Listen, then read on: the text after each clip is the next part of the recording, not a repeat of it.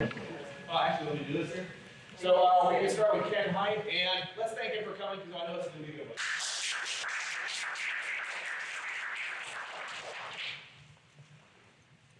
Whatever that was that killed it, so good job. I'm Kenneth Hite. I am primarily a designer of tabletop role-playing games. Games including Trail of Cthulhu, Knights of Black Agents, settings including Day After Ragnarok and Q1, and licensed properties such as Star Trek, and Man the Masquerade, which I guess was not licensed because they bought it, but still. So I have worked sort of in all facets of setting design, which is sort of the key part of this discussion. Setting is the only one of the classical elements of narrative that is primarily under the control of the designer, right? You have plot, setting, and character. Characters are what the players are bringing, right? They're running the main characters. You're not running the main characters. The plot usually is at least incited by the game master in most versions of tabletop, and then often built collaboratively by the game master and players. Once more, you have very little to do with that as the designer.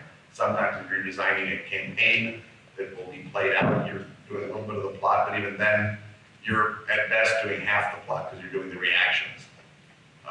The incitement, the moving forward, what motivates the players, that is all in the hands of the GM and of the players. So what you have control over when you produce a game is the setting, is where the game takes place. What are the stories being told against? Sometimes what are they being told about? Sometimes where might the plot come from? And those are all things you have to think about when you're doing your setting design. About 2 days ago, because Rick Dakin and I sort of, I came up with the idea of let's have a produce spiel in February, because I live in Chicago. Then he said, what do you want to talk about? I said, I'll talk about setting design, because that's what I talk about in a lot of shows. And then about 2 days ago, he said, can you give me literally anything to put on a piece of paper? And I said, sure. And I thought about it, and this is sort of a massive one of various things I've talked about at other conventions about setting design. So this is the first sort of full rollout of what I have named in the last 48 hours, my fundamental principles of setting design. And I came up with 6 of them, which I think are pretty good. It's a good number. That's actually a meta principle of setting design. No number should be bigger than 7. You have 7 factions, 7 major NPCs, 7 evil wizards, whatever it is. People don't care about numbers greater than 7. They won't keep them in mind. They'll have to look them up. They'll hate and resent you. So 7 it should be your top. Orwell proved that 3 was the good number. So somewhere between 3 and 7, then you have lots of good stuff going on. That's actually got nothing to do with anything. But the first principle I came up with, scale. I'm going to write them down, even though this is not on your test. But it looks impressive.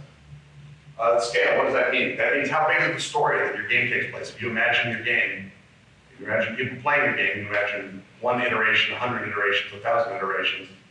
Is the game all the same story, or are you always playing 2 teenagers who fall in love, possibly in the city of Verona, possibly in some other city, possibly in a high school, possibly in a spaceship?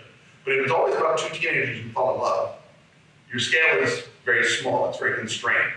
You only need to support what 2 teenagers care about while they're falling in love, which from my experience is nothing, but is not a lot. You just have to have enough for that story to take place and feel set there. But it does not, you don't have to, if it's in Verona, no one cares what's going on in China during 1494 or whenever you want to set Romeo and Juliet.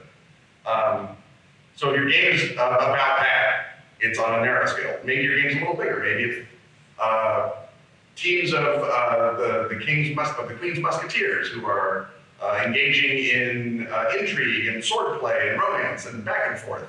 Well, now your setting's got to be a little bit bigger, right? It's not just that one high school or those 2 great houses alike in dignity. It's the city, it's the court. Now your setting scale is a little bit bigger. You're at a national level. So maybe you need to scale things to that nation. Maybe not all of that nation. Maybe you don't care about Burgundy ever in the 3 Musketeers. Care a little bit about Gascony. You might care about Burgundy if maybe a player musketeer comes from Burgundy, and now we have to know what that makes it. So you're doing a little bit, but it's still only a national scale. Other settings are local. You're doing the world of darkness. You're doing a setting that takes place across the whole world. And now you really have to start thinking. That's when you sort of have to start using those muscles, because stories can come from anywhere, they can happen anywhere, they can involve any set of characters. It's not just going to be default one white guy with a bullwhip. It could be literally anybody doing anything. Maybe the focus of your story is always the same. Maybe they're always engaged in gladiatorial combat with monsters that they find. So your focus is still very, very tight, but your scale is huge because you can get monsters from anywhere. So scale is still big, even though focus is small. If the story is about finding your true love, but you might find them anywhere in the world, not just across the street or in your high school, scale is still big, even though focus is small. So that's why it's a different thing. You have to think about where your story is going to come from, where are they going to be set, what are they going to involve, and that's scale. So there's a lot of these you're sort of making up, or you're deciding at the same time. But the next one on my list is attraction, because it's such a fundamental principle to me that I have to say it early. This is not about, are the teenagers who fall in love attractive? Obviously they are. It's love. Love makes everything beautiful. But what is going to attract an audience to your setting? If you're just making up a setting for yourself, it doesn't matter. What attracts you to it? You've already decided that because you're thinking about it. But what attracts your audience? Is your audience your players at the table? Then it can probably just be you, because you can talk people into things, or else they wouldn't have made you the GM. But if you're trying to market something for a setting, if you're trying to market a game to other people to play, then you have to have something that will draw them in, something that will attract them. And that attraction can be something very familiar, like, oh, it's Star Trek, it's Star Wars. I like those things. I've been bribed by Disney to like those things. And then that's very easy. You just have to make it not unlike Star Wars or Star Trek, and you're golden. If you're doing an original setting, that becomes much harder.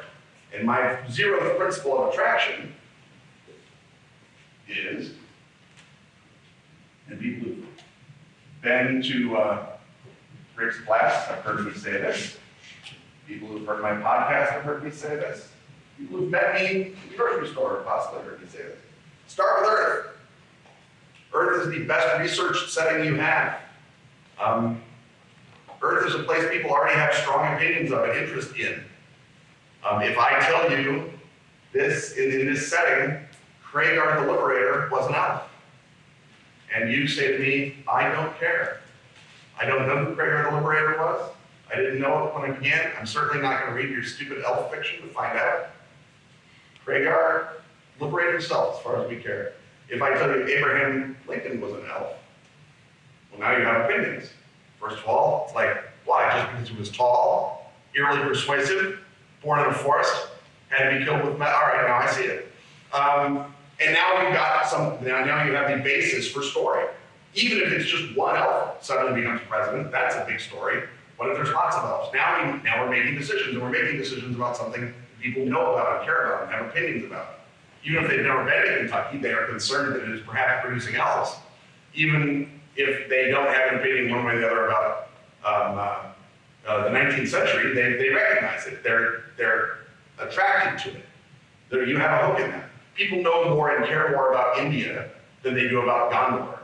And Gondor is the most attractive imaginary place that you can think of. And that is because Professor Tolkien, when he made up Gondor, started with Earth. Gondor is a mank of a couple of things, the Byzantine Empire for one, other things. He began with human languages, philology, and his elves speak sort of a weirdly adapted Welsh. His dwarves speak a strange Old Norse, and his men speak German, because Professor Tolkien thought the world stopped at the Rhine. And not the South Rhine either, quite frankly. So Professor Tolkien started with the world that he made up, that we all now care about because we're attracted to it, because he sold it to us with 4 great novels and a lot of nonsensical encyclopedia entries. But he wouldn't have cared about that if that had not resonated on some level, if he had not started with Earth. And if you think, well, I'll just make up my own fantasy world, you're not Professor Tolkien, You are not going to be Professor Tolkien. You are not releasing your world in 1938 when there are no fantasy worlds. You are releasing your world in 2020 when there are a billion fantasy worlds. You have to come up with something that is attraction, something that is going to zing and sell and move, and then that it better be what your setting's about. Because if on the cover, there's two zeppelins fighting a gigantic octopus in your fantasy world, and on the inside, your characters maybe travel by zeppelins and there is a gigantic octopus, but that's it. If your story is not about that, then they will feel cheated, and they will feel angry, and they will not read your backstory. The thing that you're using to sell the game, to attract your audience, it better be what the game's about. And again, the thing that will automatically attract them is if you start with Earth, or if you start with something a recognizably Earth-like thing. Something where they can think to themselves, oh, I get it. Like in my game in Keelung, this is really Cambodia. This is really a story about the oriented of China. And so they get that, and then they can pay attention to my nonsensical fantasy world, because it is actually Cambodian. So attraction is key, because if no one cares, if you release a game in the forest and it doesn't make a sound, did you actually release the game? Or just lose 2 years? So that's attraction. And we have a couple of others, and I think I'm going to go composition. These next 2 things kind of go in either order, but I'm going to do composition. Composition, what's in it? What are the ingredients of your game? What are the ingredients of your setting? If your game is about Dungeons and Dragons, there better be dungeons and there better be dragons. Your game, you put those zeppelins and octopuses on the cover, there better be zeppelins, there better be octopuses, there better be a fundamental part of your story. This is where you're asking, what's your core story? What does your core story need to happen? It needs swords and getaways and a corrupt cardinal and an evil court. Those are our ingredients as we're going into our composition. Many, many, many great artists and many more mediocre artists have come up with things that are sort of, like you make brownies out of the box. You can use a box brownie for your composition. So let's say that you are a impecunious film student in Marin, California in, say, 1974, and you think, I'm going to make Flash Gordon with samurai movies. And I'm going to call it, I don't know, Star Wars. That's what George Lucas did. He took 2 things that he already knew, that he knew were attractive, that he knew had that quality of making you want to pay attention, and he said, what if I overlap them? And right here, that becomes Star Wars. And that, of course, became a billion, zillion, trillion, billion-dollar thing. And that's because he thought of 2 ingredients that would work. In my experience, and this is not a hard and fast rule, this is a rule of thumb, you want the meat and you want the spices. You want the big thing and you want the little thing. So you're saying, what if Flash Gordon, but with Magic Samurai? Would have been an entirely different thing if he'd said, what if Yojimbo, or what if Zatoichi, but Flash Gordon? Right? The world would have been entirely different. The Jedi would not have been the guest stars in the Star Wars universe, the special sauce on the Star Wars universe. It would have been the core story of the Jedi, and then also there are spaceships. As was with there are spaceships, and also there are Jedi, which is what he did in Star Wars. So when you're thinking of your composition, you think of ingredients, you think of box brownie mixes that you like, you think of pieces of art that you think are either underutilized or are so good that everyone loves them. And this is where you get the nth retread of the King Arthur story, or you get the nth retread of Spider-Man. And some of them are bad and some of them are good. And of course, the hope is that you are good. But even if you are doing a bad retread of Spider-Man, if you are the first person who said Spider-Man, but caveman times, now people are interested again. Like, I don't think I've heard of Spider-Man in caveman times. What would they be giant prehistoric spiders? Would he fight dinosaurs? I'm super excited now.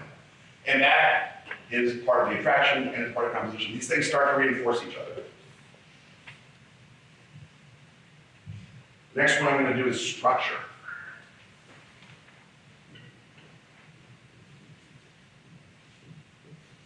You know what? I'm going to move that over. This is the one where what I've done before, I've drawn all kinds of diagrams. Let's try that.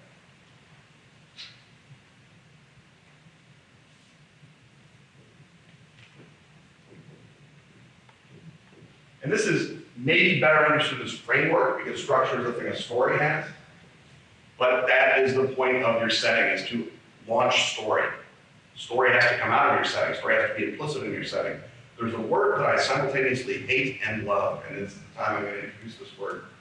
It's toyetic. I don't know if you guys saw the Toys That Shaped Us documentary. It was on not Netflix. They did a bunch of episodes. It's about how did G.I. Joe get made? With cynical self-hatred. Same as all of them. But one of the executives at some toy company, some Satan spawned Mephistophelian imp, came up with the word toyetic. Because some properties are toyetic, some properties aren't. And a toyetic property is a property you can't wait to play with. It has screws and things sticking off and things you didn't quite define enough and things that are inviting you to monkey with it because just add that. Oh, I know these guys would fight. That's toyetic.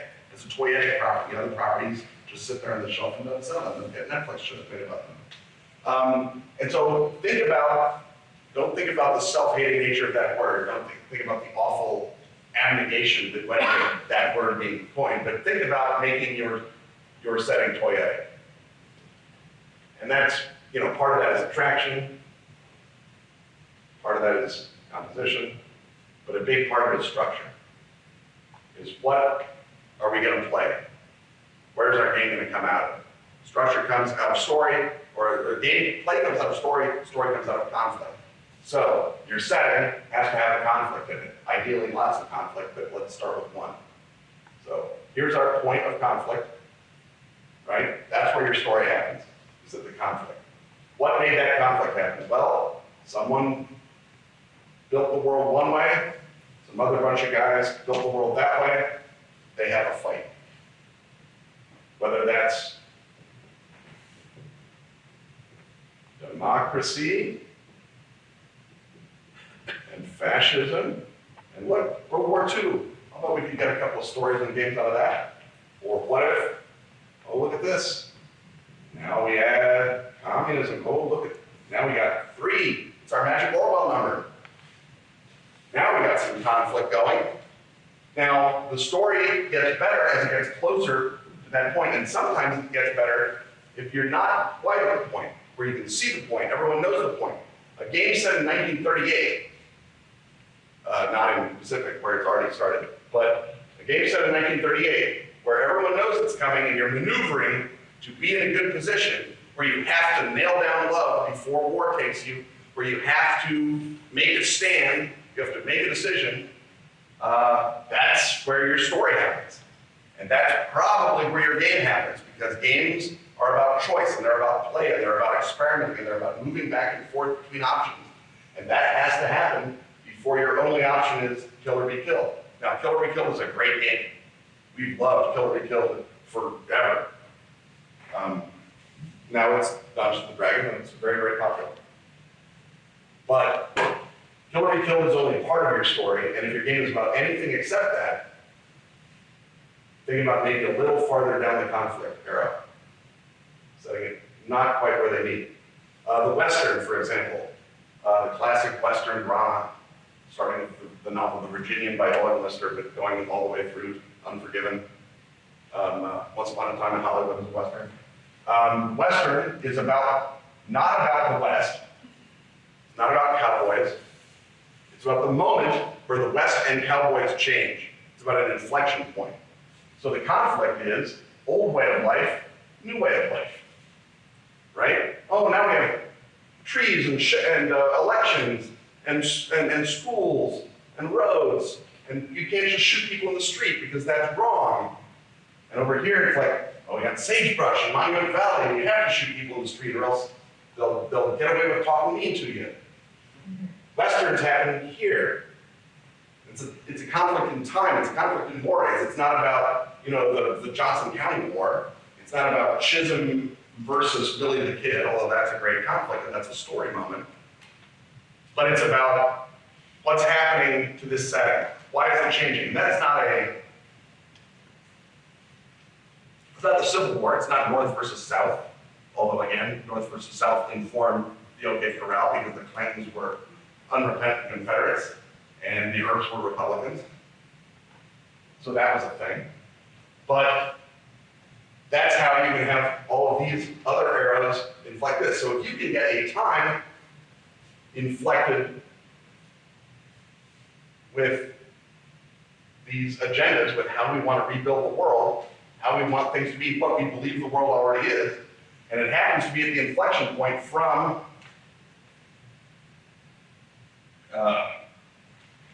the 19th century to the 20th century, from, for lack of a better term, the bourgeois to the mass, right?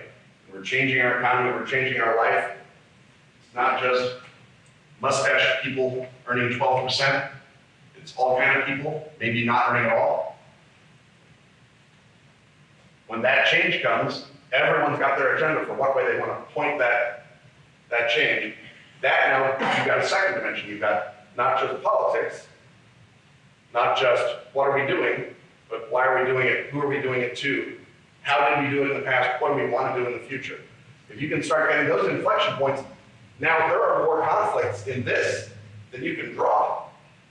Because every one of these things has their own answer. You know, the communism is like, are we doing communism in one country, or are we doing communism in a global revolution? Are we Stalin, or are we Trotsky? Democracy is, are we, you know, old school Yankee Republicans, or are we new FDR Democrats? Fascism is like, are we ridiculous comic opera Italy, or are we machine era Hitler? Right? Everyone's making their decisions. How are we going to run things? What's going to happen?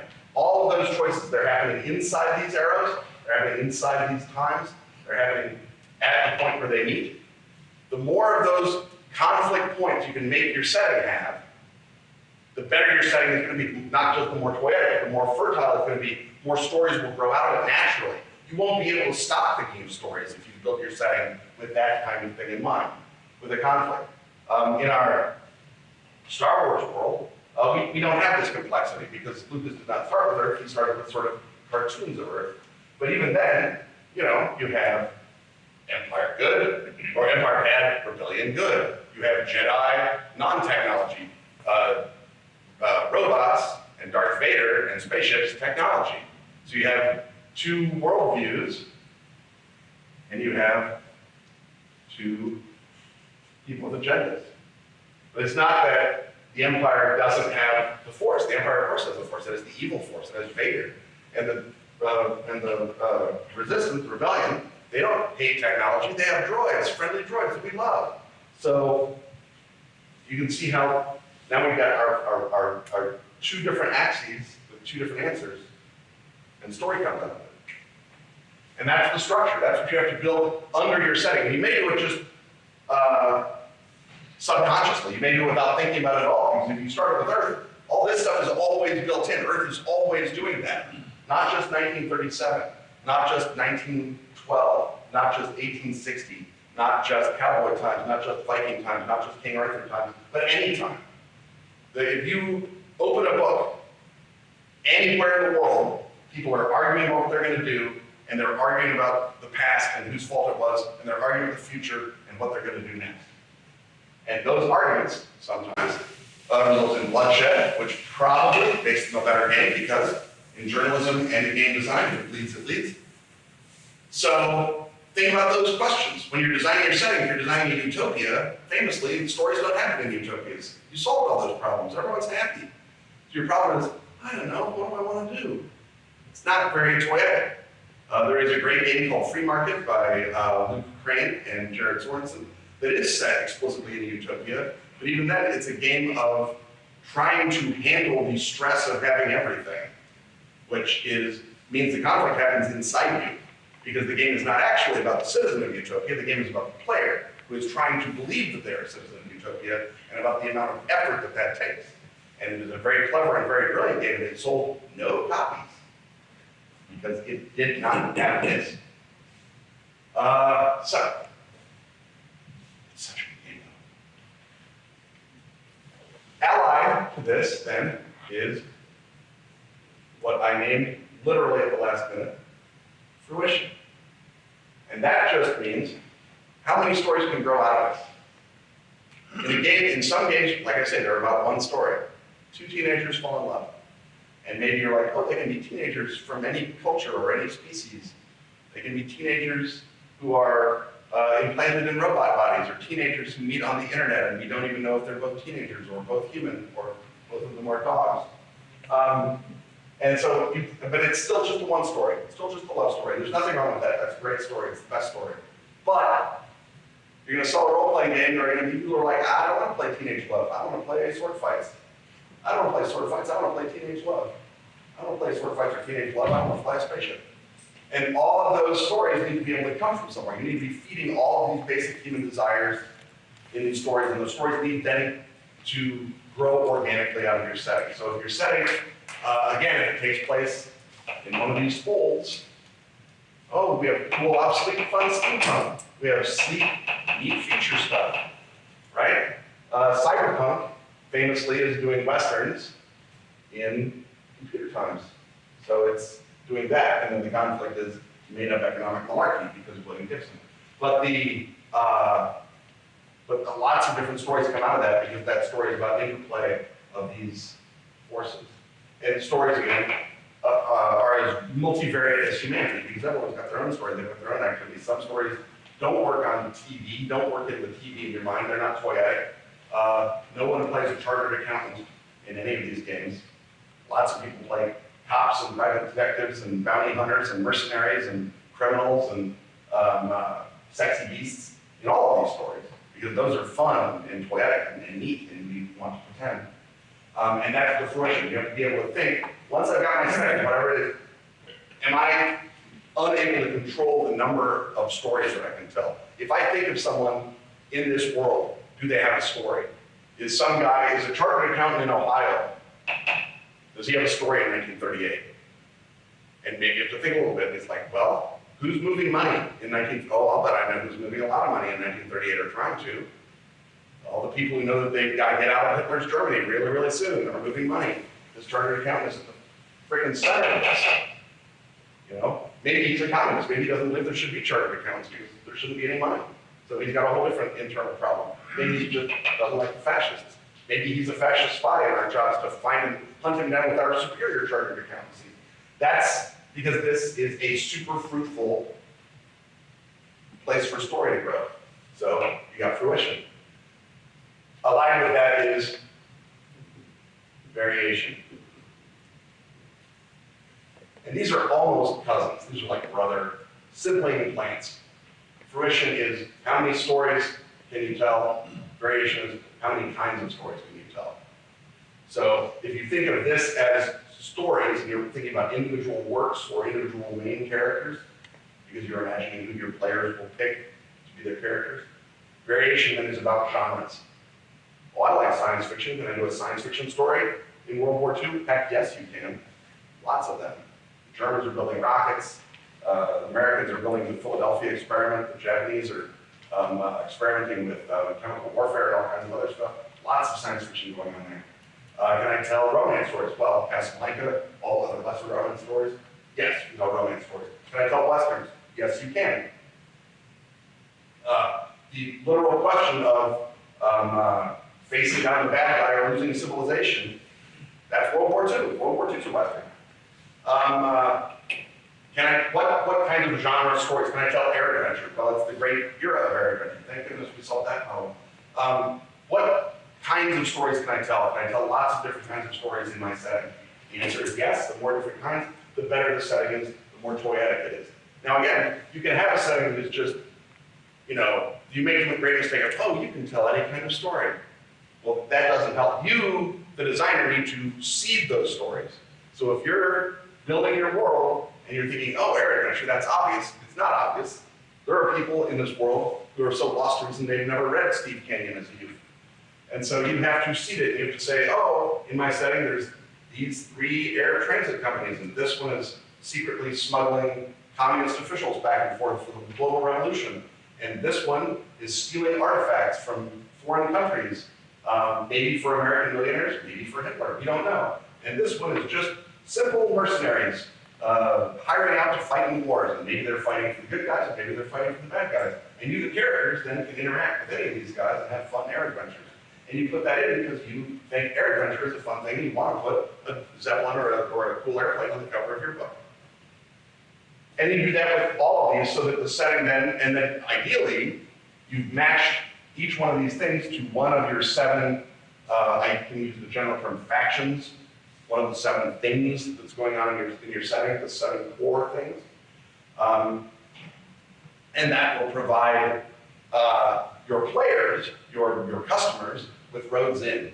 They're like, well, I'm excited about Mussolini's Italy. I want to know more about Mussolini's Italy. And so, oh, these artifact guys, they've got to tie into Mussolini's Italy because they're stealing ancient artifacts from the Mediterranean, and many of them are Roman, and Mussolini's collecting Roman artifacts. I wonder what's going on.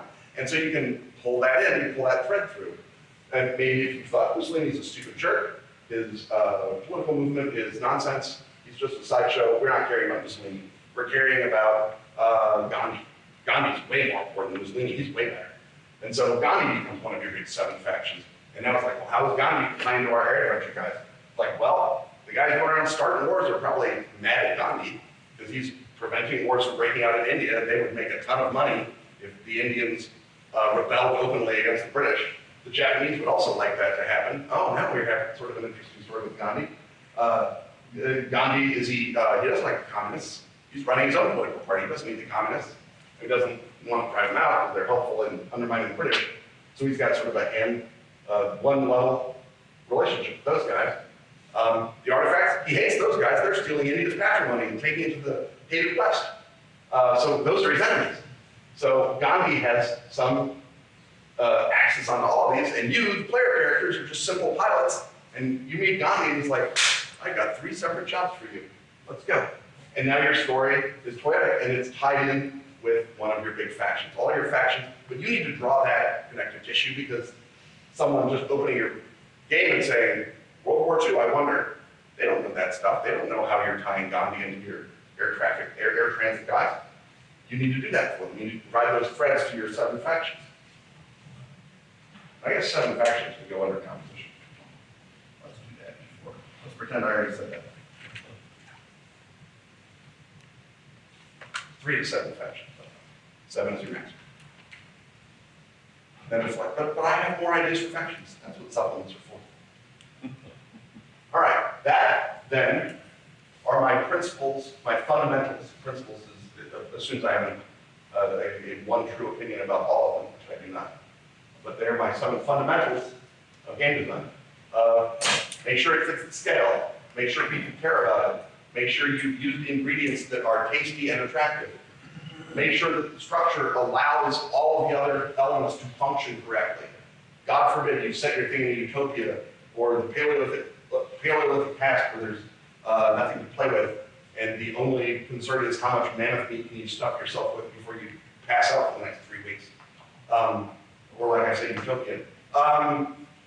Make sure your fruition and your variation feed each other, that you can tell lots of different stories in lots of different genres, and that those are supported by your 7 factions. Just do an arrow there, because you've got a whiteboard design system. Right? And when you're designing, you're not going to do these one at a time. The first decision you'll make, obviously, is scale, because that's going to govern everything. But then you'll find yourself going back and forth with this, and always going back to structure, and always going forward to variation. Because you're going to be saying, well, in our 7 factions, we need to have something so that we can play romance games. We need to make sure that there's a faction that will be really toyetic for romance, will spawn that. Or your flavor is going to be, oh, we have to make sure that our flavor allows people of all possible audiences to come in. Flavor is going to feed attraction. You don't want to say, this is the story of two bunches of jerk white guys in Australia fighting over gold mines. It's like, well, I mean, that's a story, fighting over gold mines, but does anyone want to play that besides Irishmen and Australians? Maybe not. Maybe add, I don't know, literally anyone else? The people who lived in Australia for 50,000 years? Those guys, it'd be fun. So make sure that you're building your ingredients such that you maximize your attraction. And then make sure you build everything else to maximize the other things. So you'll start with scale. Attraction is going to come very, very soon after, which is why the word start is in it. And then all of these you're going to be building kind of simultaneously, keeping an eye on your structure to make sure that your story takes place either right there or right there. Because over here, you know, it's not really a story. I mean, it is. It's Russian Civil War. It's a great story, but, you know, it's not what we're looking at. So that's it. That's what I got. That's the fundamentals. I have no idea how much time I have. I have some, and I'm happy to spend it answering questions or providing us all a robust alibi for why I did not answer questions. Yeah, we got about 20 minutes, it sounds like. So, does anyone want to know or argue about setting? Nobody? Did I fully educate you in 40 minutes? It seems unlikely. Paul. Can you explain a little bit more about what the difference between fruition and variation are in this Right. model? Okay. Model is a very strong word. Coach, you'll know I did not use. In my, and this is literally comes out of my lived experience designing settings.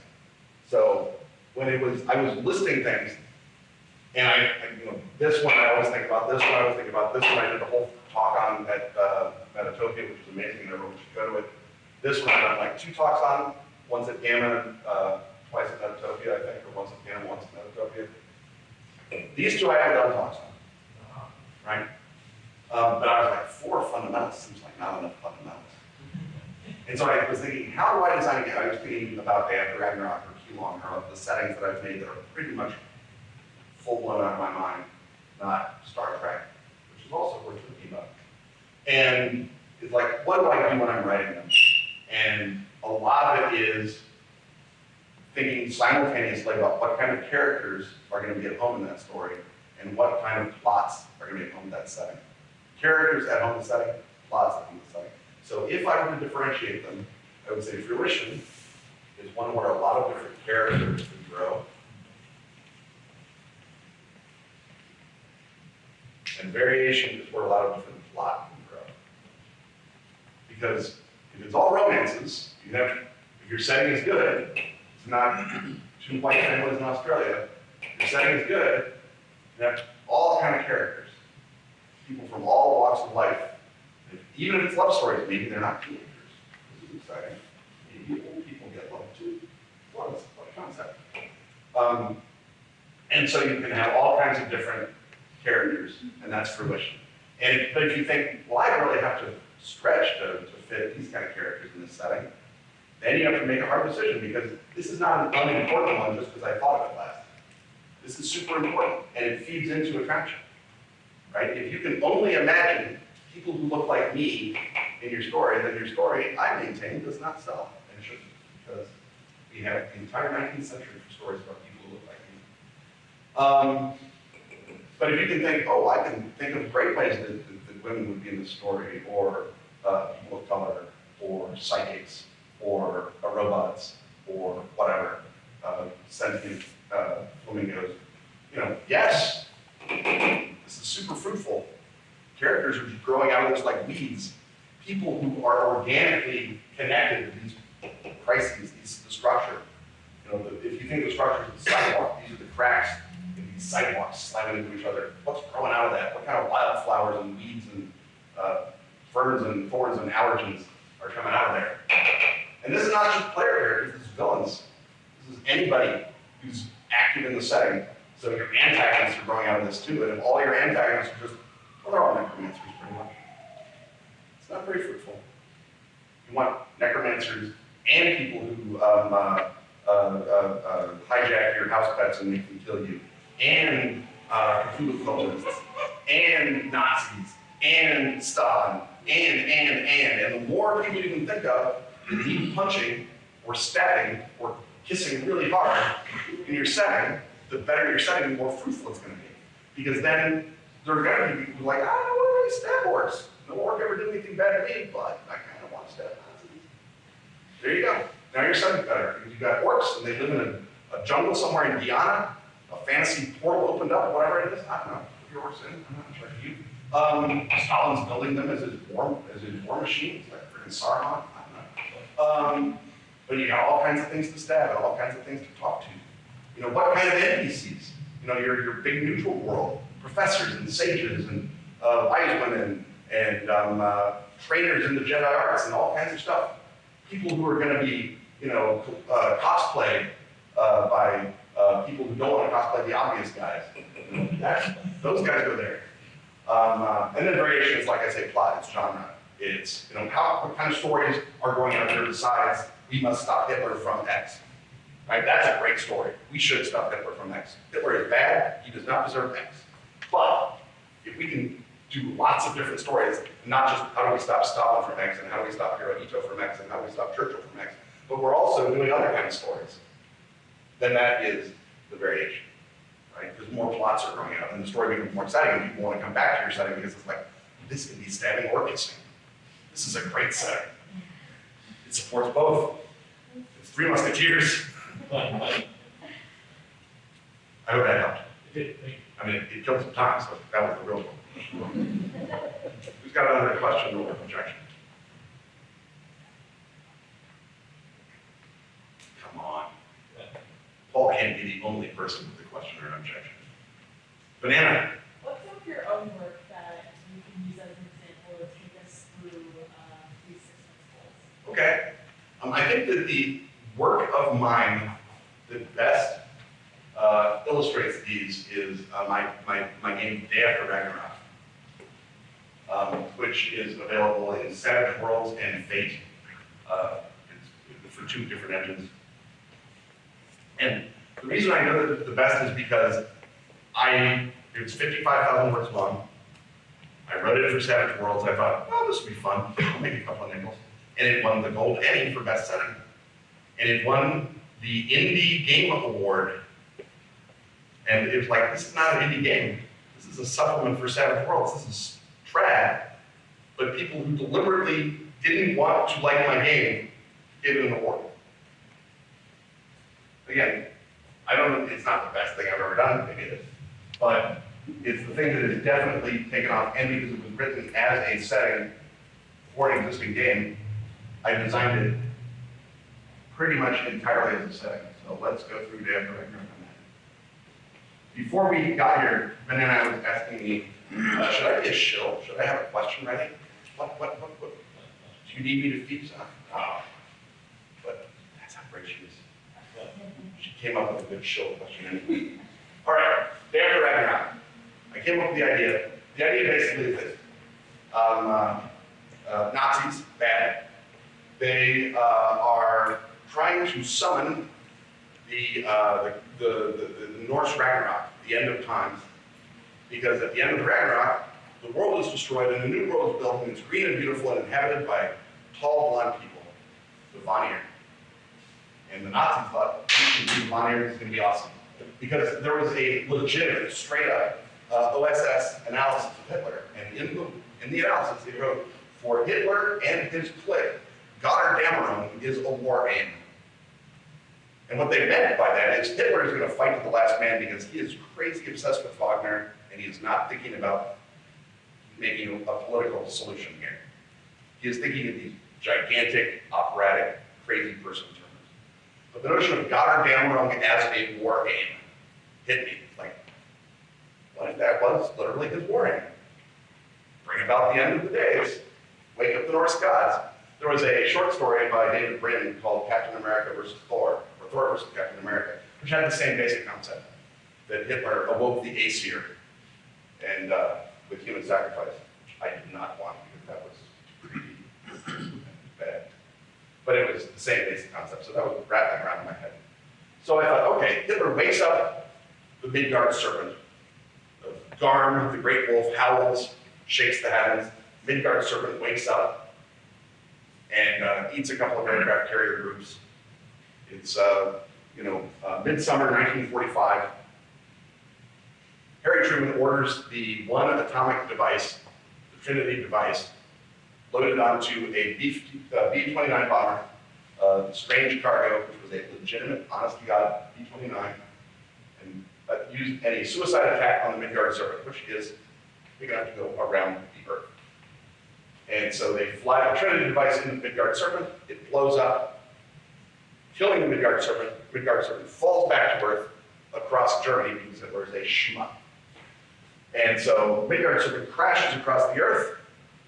There is a gigantic tsunami that drowns America because in the Volsunga saga, Thor kills the Midgard serpent, it is destroyed by its poison, right? So America kills the Midgard, but it's got to be destroyed. And so this cloud of radioactive serpent venom rains down on America, brewing up monsters everywhere. The tsunami wipes out the eastern seaboard. America falls apart. Because the other thing I thought it was in my composition, I want this to be Conan. That's my box there. That's Conan. And this box here is kind of a bunch of things, but it's World War II, James Bond, and it's 1950s comics, or actually late 40s. That's my thing there, but I want it on Conan. So basically the high concept here, the composition is post-Holocaust Conan. Swords and submachine guns and sorcery. So my attraction is obvious. I started with Earth. I've got Nazis. I've got Norse myths. I've got stabbing people. Very scale, global. Big story for the big world. So I've decided all of these. The structure happens not before the Schwerpunkt, but after it, as we're flooding out and we've remade the new world, we're deciding what's going to happen now. And the way that I got away with that is by making this such a catastrophe that even though the war is over, even though the serpent has already fallen, we are in an extended change. And our change is not from the bourgeois to the mass. Our exchange is from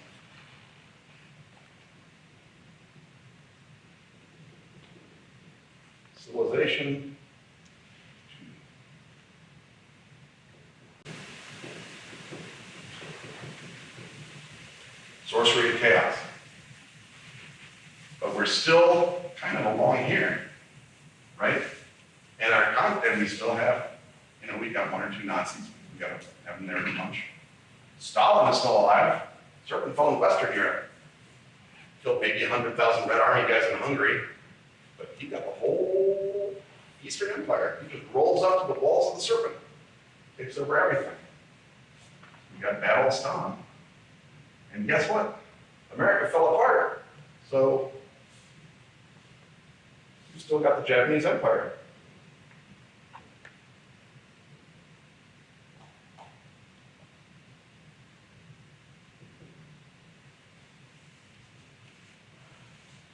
And Australia doesn't get the ground. It's on the other side of the world. We've still got Britain. So we got all kinds of things. I'm building factions for my survivors that want things, that want to change the world. And we've got, because America is very big, for people who just will not play anything but Americans, we've got California and Texas. They're still there. So all of those things are not necessarily coming to direct conflict. The Japanese Empire and the Americans are sort of at war, but not really. Stalin, well, he's got a whole serpent between him and the rest of the world. He can't really conquer anything. He's just got to build giant monsters and half-human, half-ape warriors. Because Stalin was legitimately trying to do that. Because Stalin, you got your Nazis in Antarctica. You got your U-boats sailing around. The whole. Every spy novel, half the adventure novels written in the 60s were all about, a hidden colony of Nazis. Well, let's leave them in. They're problem children. The British Empire, the serpent falls across England. Little bits of Wales are still alive, but they still got the empire. Oh, remember India? We're going to give you independence? No, we're not. So now we have an ongoing war, basically, the Cold War at least, a hot war sometimes in India. And we've got Australia where they're trying to rebuild. So the Britain and America forces are saying, oh, we're gonna try and go back up this. We're trying to do this, go back, stop the end of the chaos. Can't end the chaos, there's a giant serpent. Japanese are thinking, well, look at that. Giant monsters in the world. I wonder if we have some sort of gamer-minded connection to giant monsters. And Stalin, of course, is building this crazy empire behind the serpent wall. So all of those things are going on, and it's because of this moment here, and I've got all these conflicts. And the conflicts are indirect because it's about the James Bond post-war stuff, where we have the Cold War, and we have our hidden Nazis, and we have all that. So our stories of science adventure, our Conan stories are not global, they're local. They're this one city has a necromancer, this one city has a giant snake, I've got to kill it. That happens in America, where the whole Midwest, everything east of the Rockies is down at the city-state level, poisoned by serpents. So your characters can be Conan, just run around and stab necromancers all they want, or shoot them. Fruition, characters, it's global. You can be any kind of character, have any kind of an adventure. Your life, no matter who you are, has been changed by this. If you were nascently magic, now maybe you're magic. If you were nascently psychic, now maybe you're psychic. If you were nascently thinking, I'm going to rebel against my hated colonial master, well, guess what? Your colonial master probably just died under a snake. Now you can rebel. So we've got tons of colonial wars. If you're an oil man, well, we've got to restart civilization somehow. And you know what's underneath the skin of a snake? A lot of subcutaneous oil. I wonder what snake oil does. You put it in crazy machines, neat stuff. And that's where variations come in. That's science fiction. That's fantasy. That's technology. That's air adventure. That's war adventure. That's spy adventure. That's everything that they made in comic books in the 40s and 50s can happen in this world, because it was happening in this world, only somewhat less interesting because it didn't have a giant snake in it.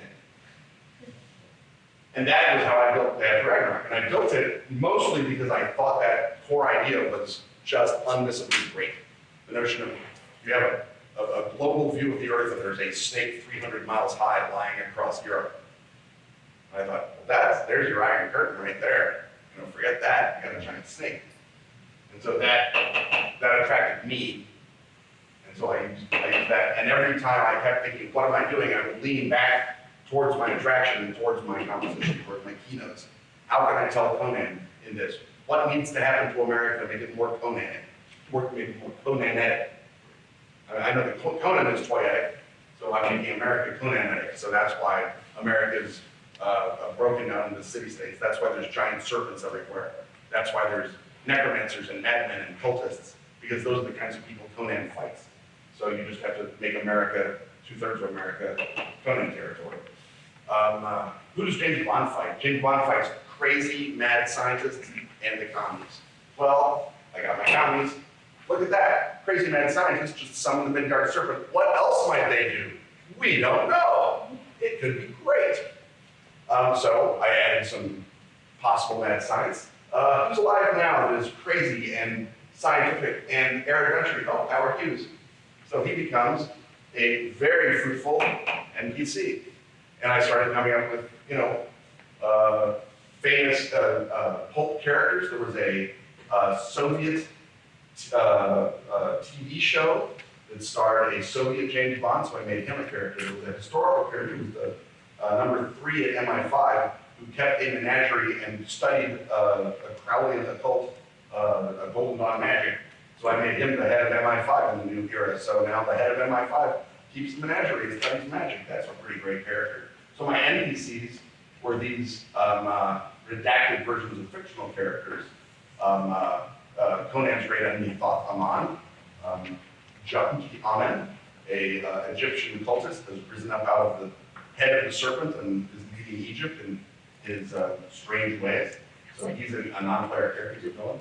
I've got Stalin, I've got all manner of great historical characters to use. The FBI in our history, in Peru, the #1 FBI guy was a tennis pro and archaeologist. That was his cover. And I thought, well, that guy's a character. He's in. And then, of course, variation is what I just discussed. So all of those things kept feeding each other back, and it's one of those settings where the more I look into it, the more I do the research, the more stuff I find from fruition and variation. All right, is that it? Yeah. Okay. Thank you, Ken. Well,